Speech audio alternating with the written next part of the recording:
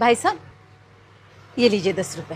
हाँ जी, क्या चाहिए आपको? कल मैंने आपसे सामान लिया था, उसके 70 रुपए हुए थे। मैंने आपको 100 का नोट दिया तो आपने मुझे 30 रुपए के बदले 40 रुपए दिए। और ये बात मुझे घर जाके पता चली। मैं कल रात ही आपके 10 रुपए वापस देने आई थी, लेकिन आपकी दुकान बंद हो चुकी थी, इसलिए मैं अभी आई हूँ। आप कहाँ रहते ये बड़ी अच्छी बात कही आप। हैं मैम? मैं सेक्टर 8 में रहती हूँ। वहाँ से यहाँ तक 5 किलोमीटर, आप 10 रुपए वापस करने आए हो? अगली बार सामान लेने आती तब दे देती। और इस 10 रुपए से मुझे कोई फर्क नहीं पड़ता। भाई साहब, मेरे पति अब नहीं रहे, लेकिन वो हमेशा कहते थे किसी का पैसा नहीं रखना चाहिए। जिसका पैसा है वो चुप रह सकता है, लेकिन हमने अगर किसी के पैसे रख लिए, ऊपर वाला सबका हिसाब करता है।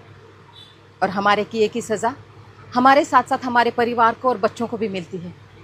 नमस्ते भैया। रमेश, दुकान पे ध्यान दे, मैं आ रहा हूँ। अरे मालिक, आओ क्या? आइए आइए आइए आइए, बैठिए बैठिए। बताइए कैसे आना हुआ आज? आपने मेरी दुकान से जो जो सामान खरीदा था उसका पैसा मुझे कल भिजवा दिया था। उसमें 300 रुपए ज्यादा थे। ये बात मुझे तुरंत समझ में आ गई थी, लेकिन लालच में मैंने वो रुपए रख लिए। अगली बार के बिल में हम एडजस्ट कर लेते थे वो 300 रुपए। भाई साहब, अगली बार किसने देखा है? इसलिए आपका पैसा लौटाना बहुत जरूरी था। ऊपर वाला कब कैसे हिसाब चुकता करे, ये किसने देखा है? शायद इसकी सजा मेरी बीवी बच्चों को भी लग सकती क्या बात है सर, क्या बात है सर, क्या बात, ये बात है। है। ये लीजिए आपके 300 रुपए। नमस्ते।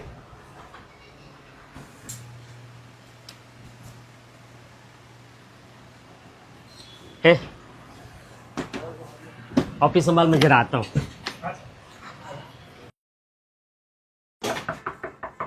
जी बेटा, घर में कोई है? 1 मिनट, आइए ना अंकल, आइए अंदर आइए, बैठिए यहाँ पर। नमस्ते भाभी जी, मैं महेश का बहुत प्रॉब्लम रखते हो यार। हाउ आर यू मतलब कौन हो तुम? बहुत पुराना दोस्त हूँ और एकदम खास दोस्त। दरअसल महेश पिछले कुछ सालों से मेरे पास पैसे जमा कर रहा था, लेकिन बीच में ही महेश हम सबको छोड़कर चला गया। महेश ने 13 लाख रुपए जमा किए थे मेरे पास। अब ये बात महेश और मेरे अलावा किसी को पता नहीं थी, इसलिए उन पैसों का लालच मुझ पे हावी हो गया। लेकिन आज एक दोस्त की वजह से मेरे ज़मीर ने मुझे पूरी तरह से झंझोड़ा। और फिर मुझे लगा कि अगर मैं किसी का पैसा खाऊं तो उसकी हाय मेरे बच्चों को लग सकती है, मेरे परिवार को लग सकती है। शायद महेश भी हमेशा यही कहता था। तू समझा? हाँ। नहीं, तू समझा नहीं। भाभी जी, ये लीजिए आपके 13 लाख रुपए।